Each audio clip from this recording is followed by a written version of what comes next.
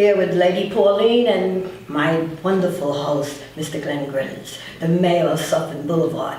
So I gotta always put that in. Yeah. And I have a lovely guest today, Mr. Wayne Gillman, the former director of WBLS and WLIB Radio from New York, and we're going to be talking about the old times, old time radio, and how it has changed in the past 45 years. Okay, so let me know when you're ready. Okay. I'm good. Good evening and welcome to Our World, Our Power. We're here with Lady Pauline and Glenn Greenwich, our Honorable Mayor of Suffolk Boulevard. I call him the Honorable Mayor because he knows everything that's going on here in Southeast Queens. And today we have a wonderful guest, Mr. Wayne Gillman, former Director of News from WBLS and WLIB. Welcome to Our World. Thank you. It's an honor and a pleasure to be here. Tell me, Wayne, you know, all the years that I've known you, I've really never asked you this question. Yes. I want to know how you got started in radio. Well, I have to go all the way back. Yes, please do. My parents are immigrants from Trinidad and Tobago. And they came here in the late 1940s, early 50s. And I grew up in Brooklyn. And one of the things that, as a kid, that startled me, they used to subscribe to Ebony magazine. And I always had this fear about looking at dead people. You know, I mean, as a child, it was just one of those things. And there was a horrific killing in late 1955, 1956. I must have been no more than 6, 7 years of age at the time, of Emmett Till. He was the young man whose body was exposed, you know, the open casket, Right. and they had a pictorial display of that. And that was in my mind. They kept that magazine for a long time. And, you know. When you say he was exposed, you mean in other having words, clothes he on was, or no, the thing is, the story goes that he was assaulted by 2 white men who managed to escape being convicted because he allegedly was whistling at a white woman. Oh, okay. All right? And he was visiting, I believe, his grandmother or some family member in the South. He was originally from Chicago, and he went south. And, you know, sitting on a porch or something like that, the story goes. No, I thought they actually snatched him out of his bed that night. Yeah. I've covered so many stories, yeah. And, but the just to see what he looked like, you know, became an indelible imprint in my mind. And the 60s, I'm just fast forwarding, I went through the 1960s growing up. I saw the race riots in Bedford-Stuyvesant in my old neighborhood, which is completely gentrified now. You know, the Vietnam War, all those things, you know, I'm dating myself now, I know. But I've earned the gray here. The deal is just that got me into thinking about writing and telling stories about things that I saw and I witnessed as a child. So moving on, there was I did a stint at Queens College, and there was an opportunity to get into radio. I was pushing a cab at night, going to school during the day. This was before cabs had the partition, the wall between the front and back seat. I picked up a fare, a gentleman who did not even fit the description of somebody who was about to do what he did to me. He was on Wall Street. I took him to 42nd Street to Port Authority, Brooks Brothers suit, attaché case. I didn't discern whether or not if he was drinking, but I got him in front of the Port Authority building, and he told me that he didn't have change to pay me the fare. So I let him go out to see if he could break. I was new to this. I didn't know. I was all but 19, 20 years of age. I let him go out. I told him to leave his briefcase in the back seat, make change of the $100 bill, and then come back and pay me. When he came back to pay me, he made sure he got the briefcase, comes to my window, because there was a partition between the back and front seat, Said, I ain't paying you expletive deleted, and stabs me in my, I still got the scar on my shoulder. Stabbed you? Yeah. Earlier that day, just to tell you how fate is and how life is, I met the news director of 1010 Wins. And at that time, 1970, 71, Wins was new to the all news business. WCBS was one of its, the big man. yeah, was one of its competitors, didn't even do all news at that time. Right. Wins was formerly a rock and roll station when I was coming up.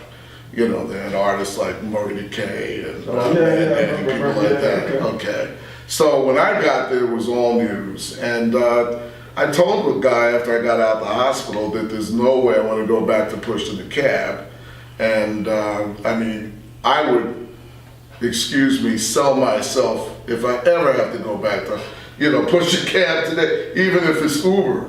You know, but the bottom line is that I did not want to go back to doing that again. I took a writer's exam to work at Wins part-time, and I realized I was making more money in a safer environment going to where we were on Park Avenue than pushing a cab. And one thing led to another. I thought the real power was in front of the microphone. Little did I know at the time that the real power was the guy signing my check. Of course. You know, Yeah. but back then, as is today to a lesser extent. When did you start it on 25th Street? Yeah, when I'm getting to that. Oh, okay, Yeah, all right. because Wins, I started technically as a desk assistant, part-time writer at Wins. Oh. And then from there, WINS, which was owned by Westinghouse at that particular time, Percy Sutton, who was the former borough president of Manhattan, and his family, 58 investors, pooled their resources with him, and they purchased WLIB with the option a year later to purchase what is once was WLIB FM, which was an obscure jazz station. And then at the time when they got a hold of WLIB, they had 1 year to turn it around, and it seems within that year, the previous owner of WLIB, the late Harry Novick, was able to hire people like Frankie Crocker and turn this obscure jazz station into a powerhouse R&B. It became the total black experience and sound. Yes, I remember that. And they changed the call letters from WLIB FM because they didn't want to co-promote WLIB AM and made it WBLS. Oh, that's So, the name. yeah, that's what happened. Okay. And boy, jogging my memory today. That's what I'm here for. So the deal is they were able to come up with money to purchase the FM. They nearly missed it by a legal window in which to come up with the you know. And I think at that particular time, the previous owner, Novick, did not want to sell. He saw where BLS was going through the roof. I mean, And everybody was listening. Wayne, at that time, how much would it have cost to purchase? I believe they bought WLIB for $1 million, and quiet as it's kept, I just was told recently that it's on the block now for $14 million. 14. You know, yeah, I'm certain you can buy that. Yeah, I wish you would. No, but right now the current owner, I understand, is looking to sell that. I mean, it's public knowledge. I'm not trying to break any stories here. Okay. A lot of people. It's unfortunate because that has such a rich history. And it's just one of those things that, you know, when I was there, it went from an R&B station. In fact, there used to be a simulcast between BLS and LIB in the mornings. And then it just, everybody sort of, with different program directors, they had different visions. And LIB became more of a block format, but within the confines of a music station. They also had Caribbean music too at the same time on the weekends. And now it's a gospel station. Did you realize, or did you think that you was going to be making history? I mean, because this was the first I know. black-owned radio station. Did Well, you know, realize- there was a lot of pride, and the Suttons were very skillful in basically instilling that pride. I didn't understand it at the very beginning, but once we got into it, and I realized that the people who basically we worked for, you know, Frankie Crocker, the late Hal Jackson, Percy Sutton, David Lampell, who hired me. I mean, unfortunately, he doesn't get as much credit as he used to because he left early on. But David was like one of the most brilliant minds that I, you know. He gave me my internship. Well, at WBLS. Is that right? Yes, okay. Yeah. Well, David was, you know, phenomenal talent when I was coming up, and it was still WLIB-FM. He was 17 years of age, but his voice sounded like that of a 40-year-old. I mean, a seasoned professional. And you know, I never saw anyone who could walk, and I've been to a number of newsrooms, I've worked alongside a lot of people, but I've never seen anyone walk into a studio, sit in front of a microphone, required to read 5 minutes worth of news without a script. And Without a script. And I've learned, I can say that I can do certain things, but you know, with all my 40 years of experience, probably I'm minimizing my what little talents are left, but the bottom line is that it was just amazing to see him get in there and do that at that particular time, you know. But there was a lot politically that was going on when the stations were both in Harlem. You know, you had the Black Panthers, you had SNCC, you had all these organizations and political activities, the Black Liberation Army. One of my first assignments as a reporter was to cover the funeral of the late, great Adam Cleveland Powell Jr. Sure. Well, that was wonderful. Yeah, what an honor. you know. And so, you know, it was a magical time. You'd have to be there to understand the significance and the importance of it then, when you juxtapose what was happening then with what's happening now, you know. And if ever there was a need for WLIB, this is no disrespect to the current owners of the station, but there is a need for a platform, as I said off mic, to have a balance of programming that would counter some of the political conservative talk that still holds sway in this town in New York. I speak of WABC and WOR and some of the other stations that basically are doing a lot of the lip service for the current administration. There's no balance. Well, that's why we have our World Media and our Power, where we give out as much information as possible for the community to get. So, even, you know, we're trying. We're trying to be a WBLS or WLIB as far as information. No, you have to. I mean, it's very important. I think all these, I do a blog talk radio show with a former colleague during the week. And, you know, we try to get the message out.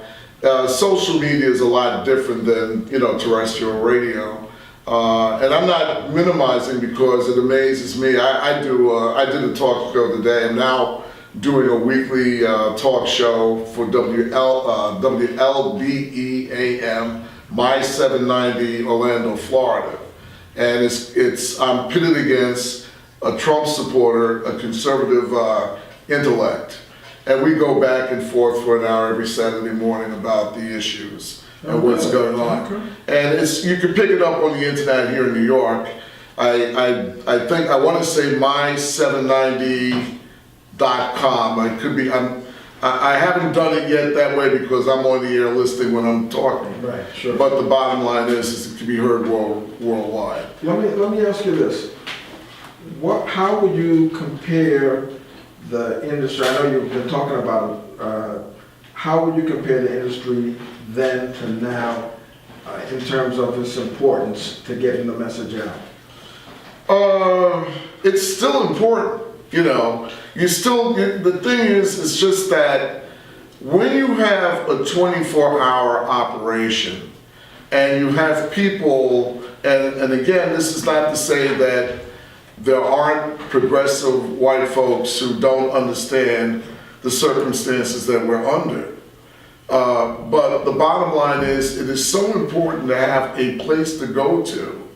You know, when stories that we covered back in the day, the Howard Beach altercation out there, Tawana Brawley, Eleanor Bumpers, the shootings, you know, anything that went on, we had a place to go to 7 days a week, and there were people there, and if one talk show host covered the story in the morning, it would follow throughout the day that people became informed no matter what they were doing. And then the other thing too that WLIB represented back then is that we started a number of businesses. There are a lot of black-owned businesses today where people got on-air instruction for free. It's like being in school. Okay. You tune in, you hear things, different people would come in and talk about, how they got started, what to do. Even the last recession that we went through, and again, we're talking the early part of this century, there was still a talk station where people were getting advice on what to do. And then when Air America started, because Air America was a progressive liberal talk station that was basically owned and ran by white folks, but they had the privilege of replacing what we were doing on WLIB because they had cut a deal to use the signal. And then they had a national platform, Two separate companies, and I worked for both. I was grateful to work for both, but the bottom line is that after that, the sky was the limit. The people I worked with at Air America, Al Franken, the former senator, Rachel Maddow, Mark Maron, the comedian, we did mornings together, It was just and the deal is that they got it. Even if they didn't get it, just the fact that there was such a diverse group and there were different people involved. My former colleague, Mark Riley at LIB, we both started doing the same morning shift with Mark Maron. Chuck D from Public Enemy, he was also a participant there. There were a number of people who came through there, and it's unfortunate that it didn't get the financial support that it should have. And I was talking to the current program director of WBLS earlier this week, and he was saying that he felt that there weren't enough black folks on it. I'm not saying, I think there's a place for black programming of that nature to be solely within the confines of a network that would have people like a Don Lemon and all the others who are out there doing progressive talk. Excuse me, Wayne, but it makes it sound like it's like an era that has passed. And it has. And we cannot bring it back? No, it can be brought back. It's just that, it's a question of everything is about money. Everything is about money. And it's about the support. If people are willing, there was a time, especially in 1968 after the Martin Luther King and Robert Kennedy killings, there was enough anarchy in the street, there was enough outrage that people demanded that things change, and I think to a certain extent, because of the success of the civil rights movement, we have been anesthetized into thinking that we've made progress. A lot of us have our own homes. A lot of us have our own businesses. That's true. A lot of us are not suffering the way that our parents suffered. Right. And I look at that, but when I compare with what's going on now, where we're on the precipice of losing our entitlement programs, because this man, our current president, number 45, I call him Little T. I call him Orange Man, Mr. Tropicana. Have something to say, I take responsibility for that. Well, you're right. Let me ask you, what was the effect during the Baby Bush administration, his second term? The broadcast media was able to now become a monopoly, so that you could then own radio, TV, and newspaper in a particular marketplace. Yeah. How did that impact? I think that, first of all, I think it's all by design. I think, first of all, it minimized the importance of operations like what we were doing. Yes. Because, there was no need. The FCC has relaxed the laws so much that when I started out in radio, it was required that you do 5 minutes of news at the top of the hour. Every station, didn't matter who you were. WABC, the AM station, has a big signal, 50,000 watts. They were required to do farm reports overnight to reach farmers outside the state of New York. And the thing is, with the success and the progress of radio, with the advent of FM listening and programming, it's become somewhat narrowcasted. So in other words, I don't have to reach the farmer anymore because he's had other ways of getting informed. We have satellites now. So yes, the world is changing, but at the same time, you have to realize that with that change, something's being impacted. And unfortunately, social media, again, we can't stop progress, but it had an impact. I saw what it did to the newspaper guys first. Oh, yeah. And then after that, in 2008, 2009, a lot of radio people like myself, we were forced out, and you couldn't find work after that. And then television people who have been around for a long time, just basically lost their gigs because of the change. But I also feel that what we didn't see and what I didn't see back then, because I was one of these proponents against having social media, because everybody became citizen journalists. You sit in the classroom, you learn what you're supposed to know, right? And then somebody comes along. The very basics. Exactly, but someone comes along with a cell phone and covers the story and says, "Oh, that's gospel." How do you feel when you see that? It upsets me. I think there's a need to get the information out, but there's so many different ways that you can edit a story. Look what happened, just the issue of dual loyalty. And what Donald Trump has been able to do successfully with his Twitter, his Twitter account, and to malign and basically be disrespectful towards a sitting congresswoman in Minnesota who came here as an immigrant from Somalia, suffered her own Holocaust, and just made it look like as if she's anti-Jewish and Israel, But when he says something that shows dual loyalty, it's not considered the same. It's different. And I have some of my Jewish brothers and sisters who I happen to uphold and hold in high esteem. Some of them we have issues back and forth, but if someone is speaking out and showing support for this country and also talking about what the other side is doing, that doesn't necessarily mean that they're looking to undermine what is going on. And regrettably, if this woman loses her life, he cultivated this environment. The same way, if you want to use history, that Minister Farrakhan cultivated the environment that Malcolm X lost his life. Yeah. So, words can kill. Yes, very powerful. Right. Yeah, very powerful. Right now, you're listening to Our World, Our Power with Lady Pauline and Glenn Greenwich, where your news reflects you and your community. You also can reach us on Spotify, Google Play Music, iTunes, YouTube, and TuneIn, and what's the other?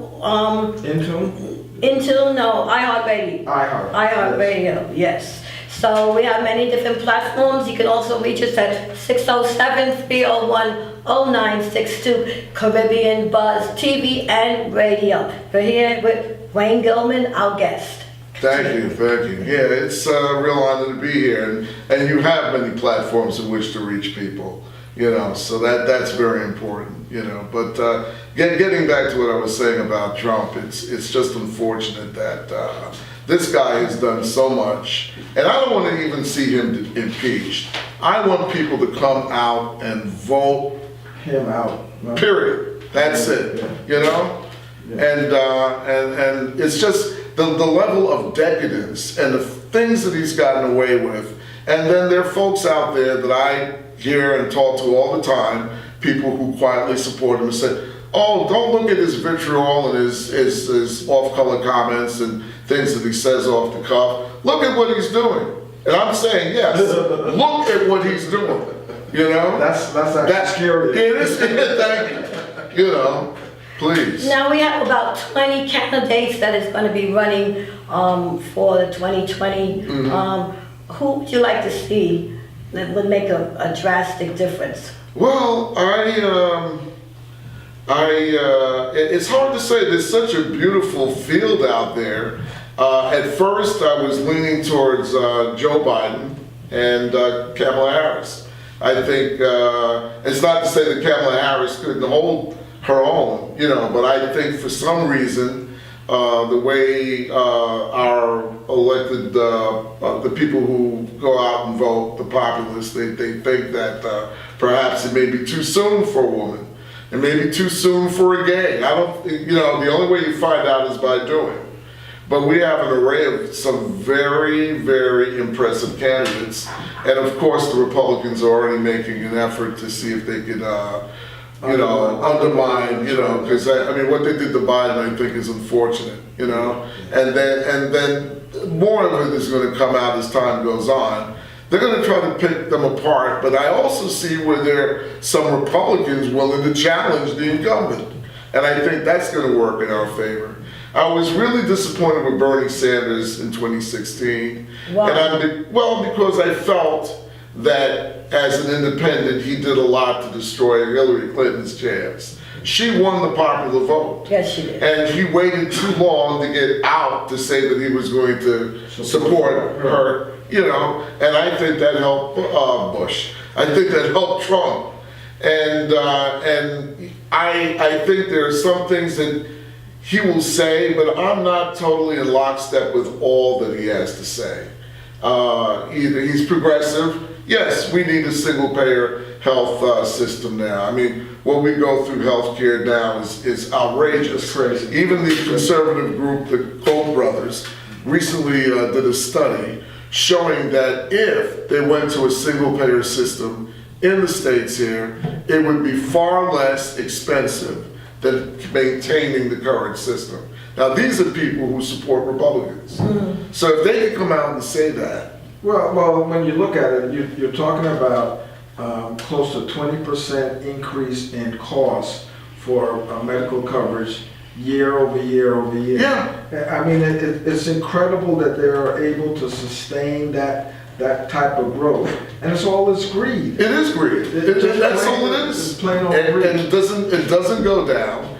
And you have to, you know, sometimes, here it is, I'm retired now, and sometimes I'm not saying that I'm hurting, but I worry about that. All I need is just to have a situation where I'm significantly ill, and then I got to liquidate my assets, or I have to go, you know, to the Social Security and try to see if I can file for one of those slots in Medicare where I'm eligible for just everything. But I mean, look what all that I worked for, you know, has to go. My thing, I always thought years ago that, you know, you worked and you retire and you live comfortably.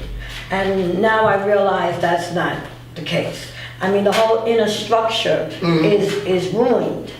It's really not what it was 40 years ago. We're playing a different set of cards. Well, you know, the funny thing is, like my parents, when they came here, no one gave them anything. They had to work. But it wasn't as hard as it is now. You know, I mean, there were more opportunities. In some ways, it was more holistic back then compared to what goes on. There was a time when a doctor would come to your home to treat you if you were sick. You know, now you're part of some team. You know, they roll you into one of these big box hospitals, like Montefiore Hospital in the Bronx, particularly Einstein Pavilion, and I have like 18 before me.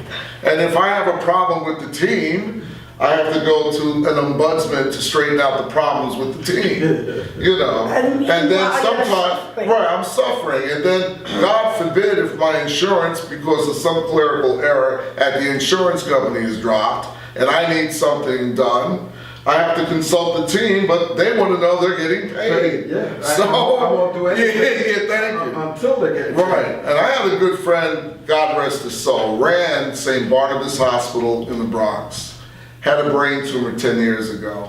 And here's a guy who was in the healthcare system. He was vice president of St. Barnabas. And when he had the tumor, he had lost his coverage. He was living at home. And the bottom line is that he figured that rather than leave stay in the state where he was in Jersey, Robert Johnson, the hospital there, he wanted to go to Sloan Memorial to have the tumor removed. And the doctor that he saw, I'll never forget this, I have this on tape if anybody wants to question this, said to him, "We are not capable of handling your surgery because I don't think you could afford us. I'm suggesting that you go across the street to New York, Cornell, and have your operation there." Because you couldn't afford us. Yeah. So it's about money. Could not afford, and I'm talking 10 years ago. And the deal is, he went home that same night and died. Halloween, 2007. Wow. Yeah, my best friend. Grew up not far from here. That's very devastating. It is. And you know, it just, I'll never forget the anger, not so much anger, but the fear in his voice. And I never erased that voicemail message. You know, it was my last conversation with him. Glenn, I know you are in the business of politics and you see about a lot of stuff that's going on here in Queens. Have you found the health issues as far as like going to Jamaica Hospital a problem? You know, like they always talk about city hospitals as opposed to, you know, the private hospital. Is there? Yeah, there are huge issues. I'm on the board of Joseph Adabo Family Health Center, which is a federally qualified health center. Most of the hospitals have been losing money. This past 2 years, they have a program called DISREP, which is incentive from the state to help the the health industry. And so what they do is they give money to the various hospitals, because one of the things that they're looking to do is rather than qualify you in visits, they want to have more of a holistic approach to your health care, so that that quality care gets rewarded versus visits. Now, that's a tough problem, and that's a tough way to transition, because most hospitals and clinics get paid when you show up. Of course. And so there's conversation to change that, but there's not a structure that's put in place definitively to actually quantify. Now, they know that if they keep you out of the emergency room, it actually is going to be less expensive for them as a healthcare industry. What do you mean keep you out of the emergency room? When you go to emergency, you probably haven't been taking care of yourself, or let something go, or you haven't addressed some issues that might have been circumvented had you had preventative care. Okay. So this whole preventative care concept says that you're now treated prior to having to deal with an emergency room incident. And so that helps the industry, because when you look at the hospitals, for example, and the whole city hospital versus private hospital, everybody was, like you just said, pointing people to a particular hospital because they don't have health care. Right. And of course, what does that mean? So the bottom line is that hospital can't turn you away because it's a city hospital. They have to treat you and they're not getting paid.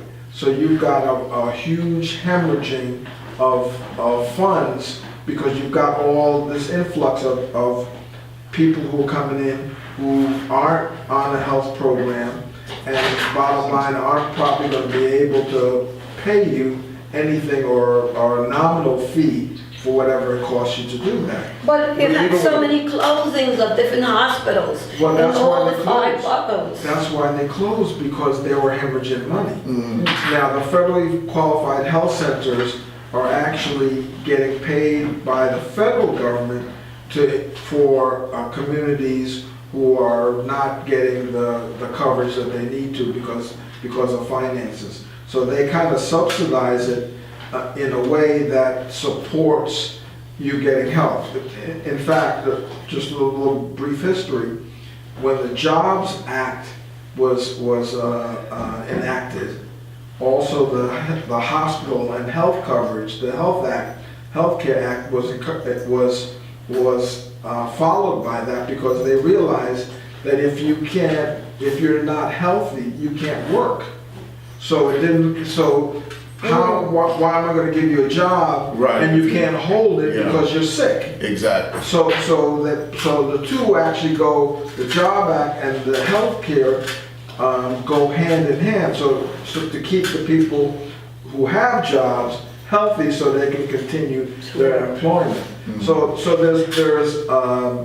there's a lot of that going around. You see that hospitals are closing. You see that, on the peninsula, the Rockaway Peninsula, there's only one hospital Wow. on Yes. the whole Is that peninsula. right? Yeah, because they closed down the other one about 2 years ago. No kidding. Okay.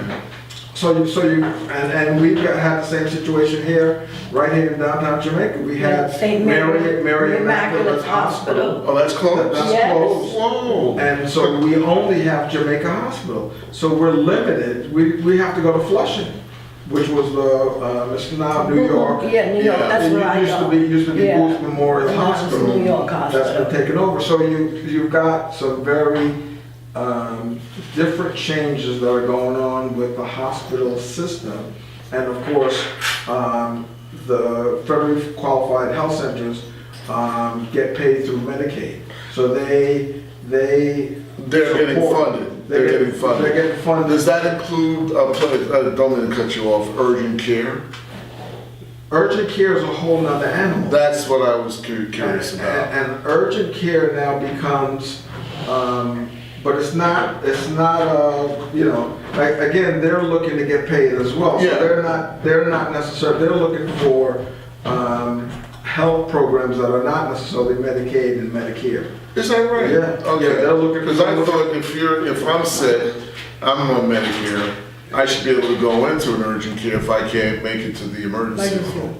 I would think that would be in my best interest, but you're right, it's all about the money. It all ends up being about the money, Yeah. unfortunately. And so it's important, the Affordable Care Act has been put in place. Mhm. They didn't let President Obama do all of what he wanted to do. Right. But it was at least a start. At least we have something Oh. in place. But they tried So to that people- strip him They're trying dry to of the dispel the whole whole thing, plan exactly. and disregard it. Yeah, but here's the thing though, you have to understand that, Trump's constituents are gonna get impacted if they do that. Because, Thank you. the Yeah. rural community depends on Affordable Care Act at this point in time.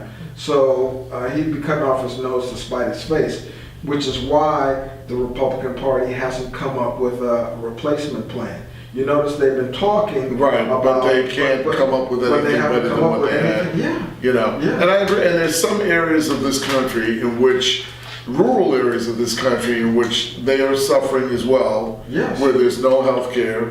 Whole communities have been without a local hospital because they don't have the funding that you thought they would. You gotta travel 50 miles to go to Exactly. the doctor. I saw or that something on like a that. documentary one night, I couldn't Yeah. believe it, I just Yeah, said. so I mean, they're hurting for medical coverage as well. So this is, we as a country and as a media focalize on the urban areas, and urban areas being black and brown folks. Mm.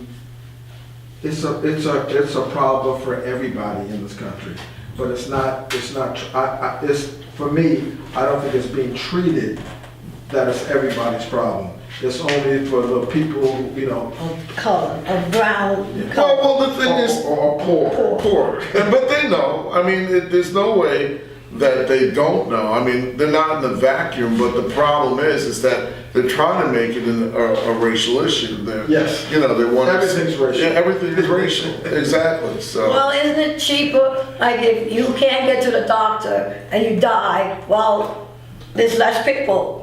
Well- I mean, I hate to say it like that, but I mean, it's like cutting corners. I mean, And that's what they want to do, cut the corners. That's it. Everybody gets we get a chance to poke at you before your death. yes, And then the undertaker gets something. Something. The burial guys get something. So it's like it just saddens me that the quality of life and even some of the caring that you have, because I suffered a loss. My dad 5 years ago left us. And I'm not saying we all have an expiration date on our bodies. Right. We don't know when, we just know it's gonna happen. But here's a guy that lived, God bless him, to 94, took care of himself, and he was misdiagnosed by his doctor as having a stroke, and it wasn't that at all. It was a urinary tract infection. What? And it's a then big difference. there is a big difference, but I grew to understand after a while that a lot of elderly people at that age very often suffer from tract infections that mimic signs of a stroke. I didn't know that.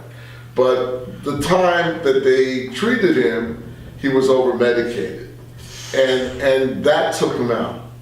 And no matter what they did to bring him back, he came back for a month.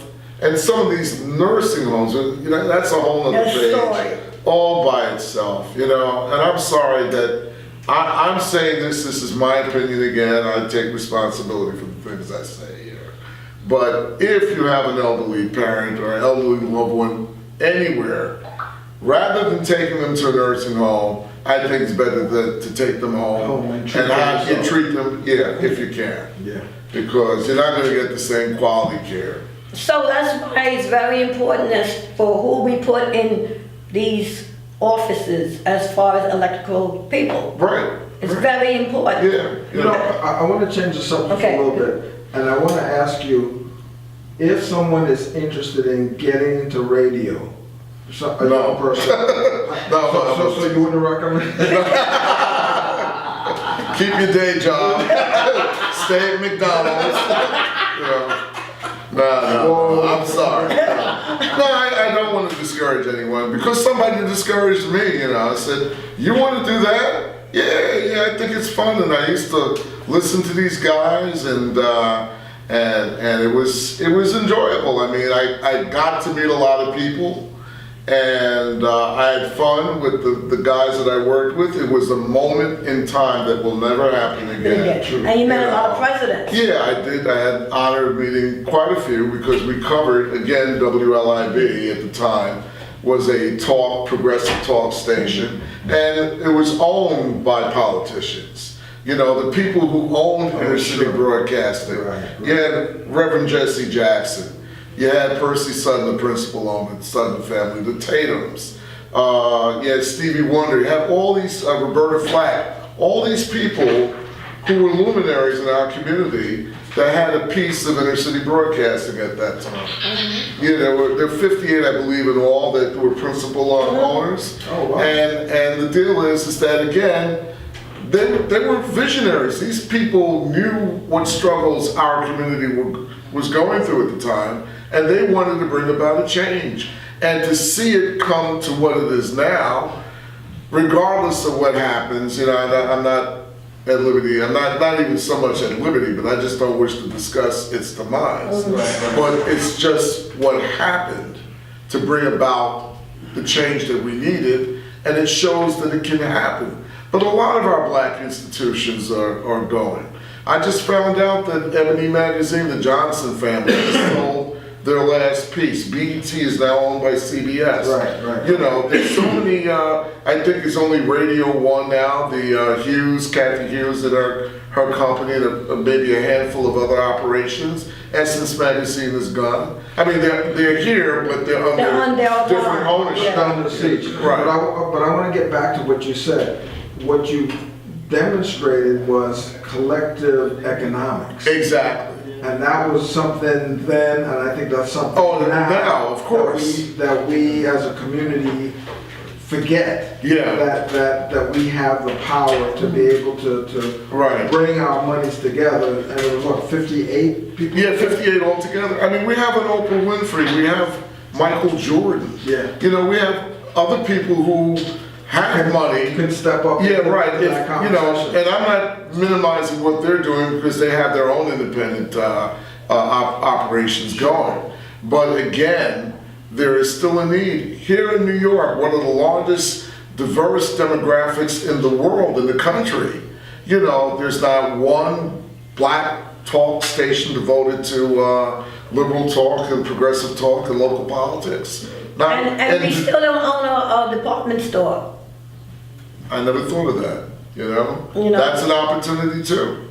I mean, there's so many different businesses that we could get into, you know, but the bottom line is that we need to have a platform like this and others in order to get the word out. It has to be beaten into, you know, our heads to just basically make the sacrifice, make things happen. And I think that's why we were successful then, and hopefully, you know, I'm getting older now, and I know my place, and I'm not caught up on this. The microphone doesn't define me, Right. and I learned that early on because I saw so many people, you know, lose their jobs and get into the business. I mean, it's a very unforgiving business when it comes to brewing. I'm not discouraging anyone to get into it. If you have the talent to go on and get the message, whether you want to do news or be a disc jockey or something like that, or, you know, talk show host, I encourage everyone to apply there and get the proper training. You have to know, as one person used to tell me years ago, know what you don't know. Very important, Yeah. you know? Yeah. So that's it, but I wouldn't discourage anyone. Okay. Our power, you're here with Lady Pauline and Glenn Greenwich, our honorable mayor of Sutton Boulevard. Tell me, Glenn, what's going on in the community right now? You just came from a training or something? Yeah, well, what it was is the Black Family Empowerment Summit. And it was a 2-day event sponsored by Community Board 12, which some of you know that I'm part of. And so what it was an opportunity to have some of the same kinds of discussions that we're talking about in sessions. There was a criminal justice session.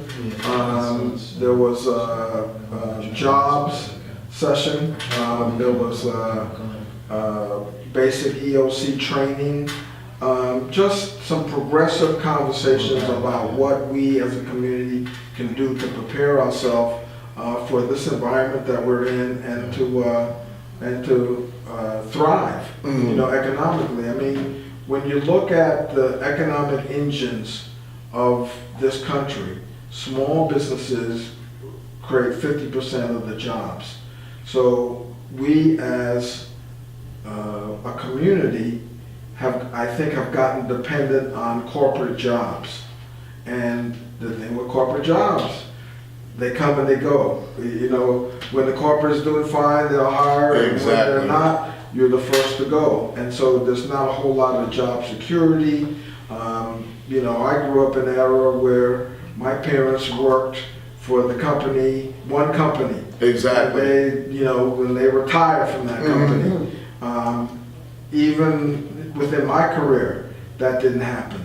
And so now, you know, these companies are you know, going up in flames 2-3 years, and you know, there's really no job security and job dependency. So I think that one of the things to help us stabilize ourselves is to really be entrepreneurs, you know. I agree, not to cut you off, but I mean, I think that's one thing that the millennials get that we didn't get. Yeah. A lot of them don't stay on the same job the way we did. Right. And we were programmed, you know, get a good education, go out there, work for somebody, live to see the gold watch that they had in retirement. That's it. 25 years. Yeah, right. Some luggage. Or luggage or whatever, you know. Or a Happy deal with what I got. So the deal is, at the end of the day, but these millennials, they're slick.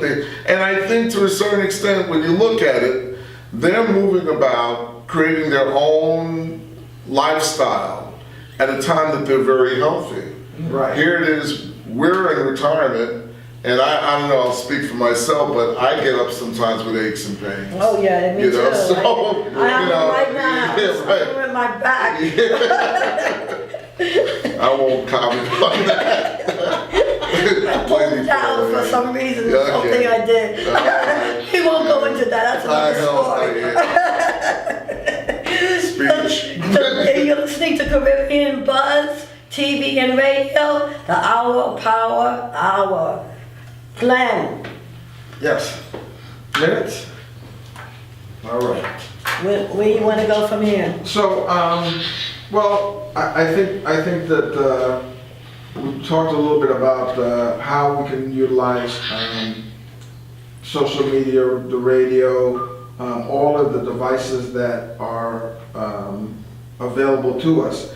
I think that we as a community just have to keep exploring and expanding what that is and how do we utilize that. How do we train up our young people to use their talents and their gifts to monetize it. But have you watched YouTube recently? I mean, you see a lot of non-talented people making thousands of dollars every day doing dumb things as far as I'm concerned. So they're making money? And they're making money, you know, and it's a whole different turnabout. I mean, I saw somebody breaking lamps, you know, something I used to do when I had a bad day. And they're getting paid. Yeah. I can't predict where it's going to go, but I do know that there's something about collective economics. I know that we as a people are talented and have various talents that can be monetized, and I think the opportunity is for us to look to see how we can monetize it. I think we also need to be looking at what the major projects. You know, one of the things that I've been working on is a community benefits agreement. And a community benefits agreement is anytime a major project comes into a particular community, that community should benefit from it. So we've got the $13 billion JFK redevelopment plan. But we as a community have to organize ourselves and have been organizing ourselves so that the surrounding zip codes of the airport actually get some benefit from that. Because they're going to take the brunt of it in terms of the traffic.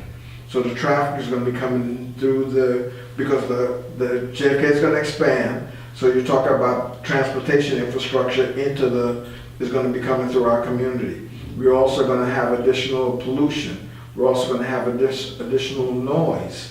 We're going to from the airplanes coming in. I agree. I tell you, one thing that bothers me is that AirTran. I thought that the Gillman administration did the city a disservice by erecting that over the Van Wyck. Yeah. And they should have extended the subway or the railroad. I mean, there's no direct connection from any one of the airport hubs going directly to the city without having to take a car or a bus. The AirTran, yeah, that works. But it's just the monorail between the airport and downtown Jamaica. You have to make another stop. You still have to make another connection. However, I do believe that even the AirTran itself has helped. But you're right. Most major cities have a direct connection down to our Manhattan. Yeah, equivalent to our Manhattan. Right. And we haven't been able to do that because of the cost. Mostly. Now the state budget does have quote unquote money to extend their train from LaGuardia to downtown Manhattan.